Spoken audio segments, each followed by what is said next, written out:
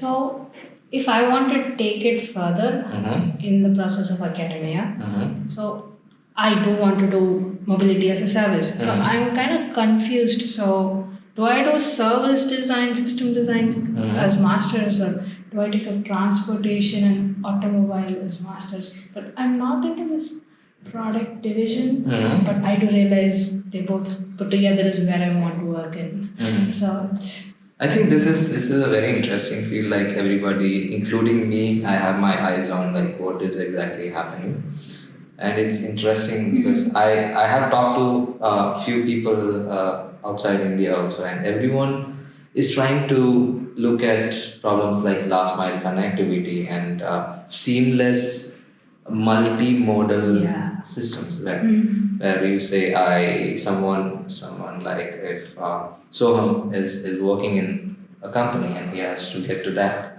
So what are certain modes of transport that he can use so that seamlessly he can reach his workplace by using probably kick scooters and then a metro system and then probably some energy net zero emissions vehicle or anything. So these are again more intricacies that come in because we as a world has started to think more in terms of the whole systemic perspective where we would say transportation and automobile it has one focus in just the product where you look at the product very emotionally, right? That's where we have Lamborghinis, Ferraris, and which kind of serve its audience.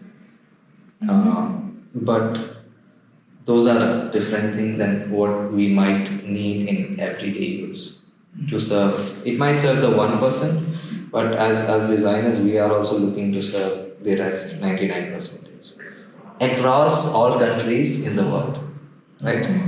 Transportation and automobile design, if you look at that field, it has a very deep connection to this. It's just where you want to do that, or where would you put your mind to in both those systems of thought. Is it the product or is it the whole system? Okay. So if you take a transportation and automobile design course, there might be certain courses in that masters where you would need to design a car or bike or an aeroplane or a train.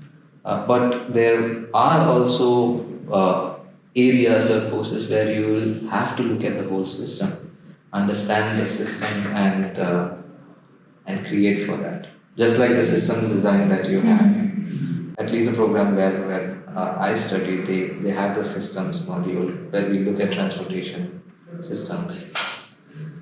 So it depends on, I think it depends very much on our views to look at what we want to do and then put your thoughts on.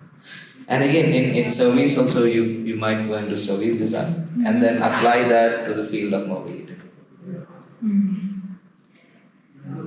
Does that make sense? That makes sense, but that still kind of is in and on. Because if I were to take up either one of them, I see a need to do a double masters because unless I understand the product, I would not be able to create a system.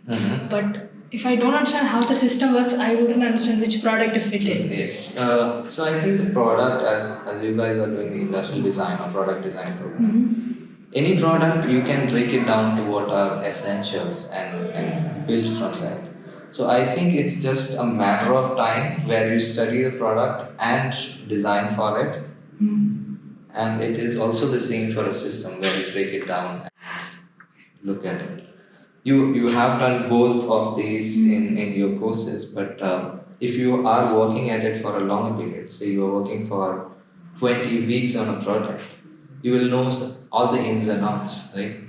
You might even go to the market and buy the right kind of suspension for your kick scooter, right? If you are looking into that detail. So I think it's about putting time and it's about understanding the product that you want to make, which I think as a designer, both of you are capable of doing that. It's the mental block that you might have. You need to just jump across, or just throw the rope across and see if you can hang on to it. My question now would be somewhat of a follow up to hers. That so, considering the skill set that design provides you, like design thinking, user research, sketching, representation, aesthetics. Apart from all these basic skills, what should a student also consider before going into mobility, before pursuing it? Um, if I were to say, looking at the traditional transportation examples, where I also mentioned that people from art background have initially they do have high level of confidence because they are good with colors, representation, sketching and all. But there are also people who continuously sketch and bring their ideas onto paper. And car design has always been one of those places where you show a lot of fancy renders. Uh, it's representation, and you also need people to invest heavily. Let's if you're talking, a bit from if you would make something, or if somebody would put their cash into making a new hypercar or something. So you need to convince your audience or convince the investors to put your money. That's why you have so much, visuals, and also that every discipline has their benchmarks being created, and automobile or car design has a very big benchmark right now with people doing all kinds of representational stuff, doing a lot of modeling, doing very realistic renders, animation, and also that shows your capability to showcase your product in the environment, right? Because it's all about the product, whatever it may be, in the use case scenario, you showcasing it so that since it's something that does not already exist, you are bringing that into existence and kind of showing people so that you put the image in people's mind and say, okay, I'm going to put my money on this because I think the way they have shown it, that would really look interesting in the next 2 years, right? And and that's what also, if you look at car design, you see a lot of sketches, beautiful renders, visualizations and ideas being showcased.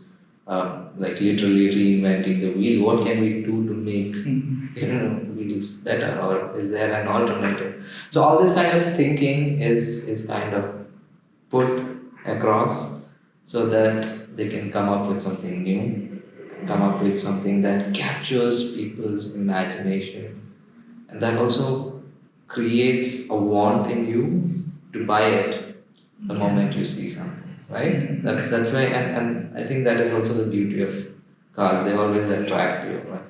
If someone is into push SUVs, you see something, oh, I want that. If someone is into a very sensual shaped sports car, okay, that looks very good, I'll buy that.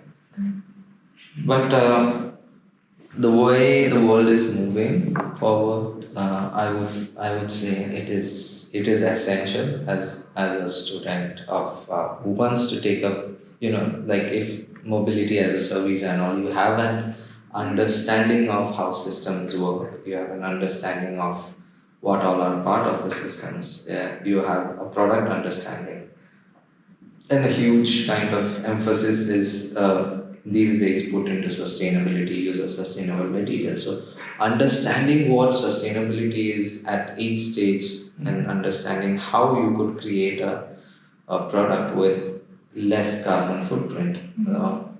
But that would also be something that the users love to use. That would be some areas that as a student personally, I would recommend these skills would be always a positive. And I would always say someone who is also ready to explore, someone who is good at um, showcasing their ideas on paper, which again would come back to sketching. So sketching, I think being in any field of design, it plays a key role because it shows your ideas on paper or anywhere. On paper, why I say that is because that is the easiest medium that we have for communication. So right now, let's say we three of us put a paper and we want to represent, communicate ideas to each other. That's the simplest medium and the easiest way you do it and showcase it so that everyone understands the same thing. Then you have a winner. So I would say don't get so much lost or kind of